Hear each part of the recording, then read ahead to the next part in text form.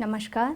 आज के हिंदी समाचार में आप सभी का स्वागत है। सबसे पहले मुख्य समाचार। सेल आरएसपी में नियुक्त 61 नए प्रबंधन प्रशिक्षु तकनीकी के लिए अधिष्ठापन कार्यक्रम आयोजित। सेल मेडिक्लेम योजना का नवीनीकरण और विश्व रेड क्रॉस दिवस के अवसर पर सेल आरएसपी के इस्पात विद्या मंदिर में स्वास्थ्य जागरूकता कार्यक्रम का आयोजन। अब समाचार विस्तार से।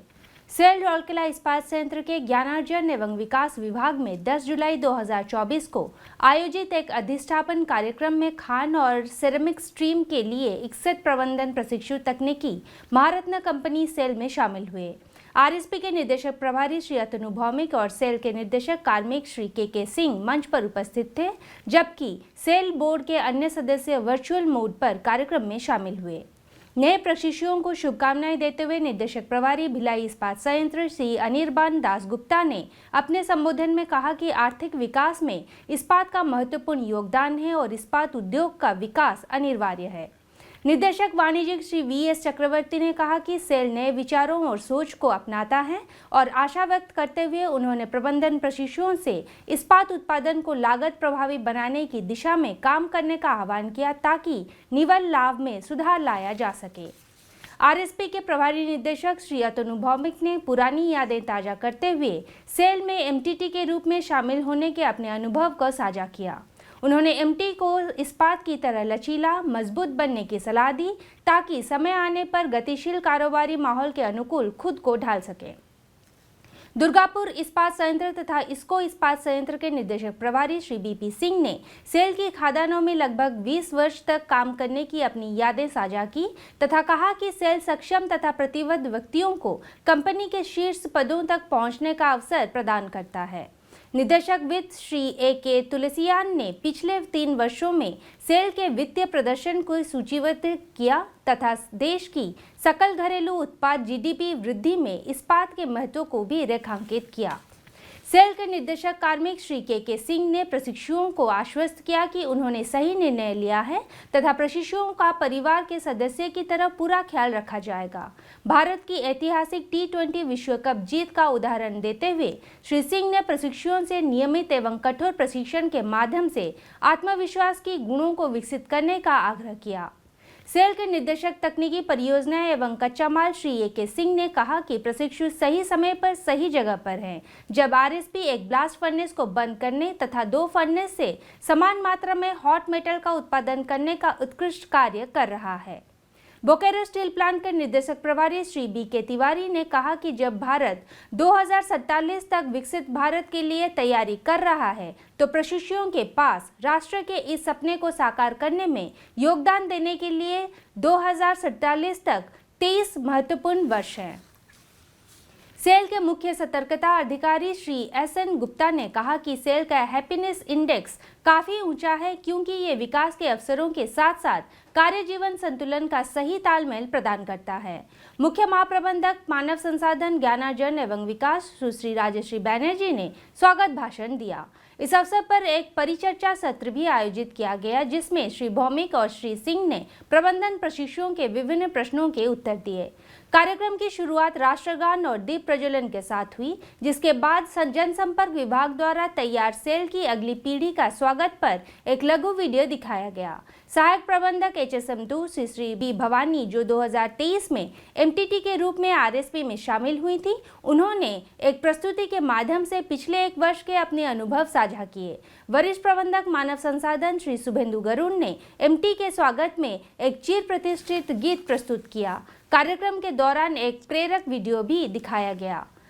महाप्रबंधक मानव संसाधन ज्ञानार्जन एवं विकास श्री H पति ने औपचारिक धन्यवाद ज्ञापित किया। एमटीटी खनन श्री शुभ शर्मा और MTA HR सुश्री दिव्या साहू ने समारोह का संचालन किया।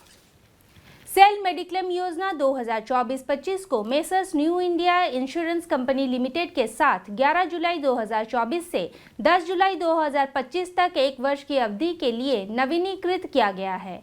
70 वर्ष से कम आयु के सदस्यों की सदस्यता के नवीनीकरण के लिए देय प्रीमियम 9,078 रुपये है, जबकि 70 से 80 वर्ष की आयु के सदस्यों के लिए देय प्रीमियम 6,252 रुपये है। इसी प्रकार 80 वर्ष से उससे अधिक आयु के सदस्यों को नवीनीकरण प्रीमियम के रूप में केवल 100 रुपये का भुगतान करना होगा।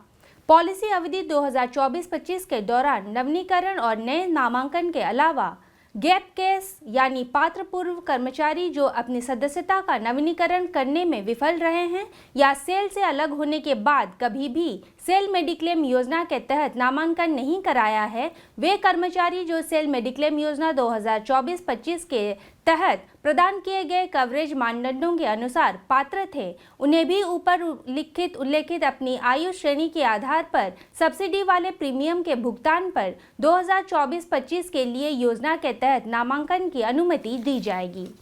पॉलिसी अवधि 2024-25 के दौरान सेवानिवृत्त होने वाले कर्मचारियों और उनके जीवन साथी के लिए नए नामांकन और अनुपातित प्रीमियम के भुगतान पर सेल मेडिक्लेम योजना 2024-25 के तहत कवरेज के लिए अनुमति दी जाएगी। इसके अलावा सेल मेडिक्लेम योजना में नामांकन की मौजूदा शर्तों पर पूर्ण प्रीमियम का भुगतान करने पर इच्छुक पूर्व कर्मचारियों के लिए सुपर टॉपअप की सुविधा भी उपलब्ध है। सेल मेडिक्लेम योजना 2024-25 का विवरण संपर्क वेबसाइट और सेल वेबसाइट www.cell.co.in तथा सेल मेडिक्लेम पोर्टल cell.mdindia.com पर उपलब्ध है। गैप केस नामांकन के लिए पात्र भूतपूर्व कर्मचारियों को संपर्क वेबसाइट संपर्क.cellrsp.co.in पर उपलब्ध भौतिक फॉर्म भरना होगा। डीडी के माध्यम से प्रीमियम का भुगतान करना होगा। आवश्यक दस्तावेज संलग्न करने होंगे तथा फॉर्म पर हस्ताक्षर करके उसे भरकर HRER तथा सी सेक्शन प्रशासनिक भवन या जन स्वास्थ्य कार्यालय परिसर सेक्टर 5 में अंतिम तिथि अर्थात 10/8/2024 तक जमा करना होगा। गैप केस के लिए आवेदन फॉर्म संपर्क वेबसाइट में डाउनलोड किया जा सकता है। सेल मेडिक्लेम योजना के तहत नवीनीकरण तथा संबंधित प्लांट यूनिट में गैप केस नामांकन की अंतिम तिथि 10 अगस्त 2024 है। विश्व रेड क्रॉस दिवस के अवसर पर हाल ही में सेल रौलकेला इस्पात संयंत्र के इस्पात विद्या मंदिर में स्वास्थ्य जागरूकता कार्यक्रम का आयोजन किया गया। कार्यक्रम की अतिथि वक्ता उप मुख्य चिकित्सा अधिकारी डॉक्टर दीपा लावंगरे थी। जागरूकता कार्यक्रम में संस्थान के कुल 200 विद्यार्थियों ने भाग लिया। कार्यक्रम के दौरान डॉक्टर दीपा लावंगरे ने डेंगू, चिकनगुनिया और मलेरिया और उनके उपचार पर चर्चा की ताकि विद्यार्थियों को इन बीमारियों की रोकथाम और प्रबंधन तकनीकों को समझने में मदद मिल सके। प्रारंभ में प्राचार्य IVM डॉक्टर सुप्रकाश त्रिपाठी ने परिचयात्मक भाषण दिया। फैकल्टी शिक्षा सुश्री शुभश्री साहू ने सभा का स्वागत किया, जबकि फैकल्टी वाणिज्य सुश्री आरती बेहरा ने औपचारिक धन्यवाद ज्ञापित किया। हिंदी समाचार कक्ष आज के लिए बस इतना ही। नमस्कार।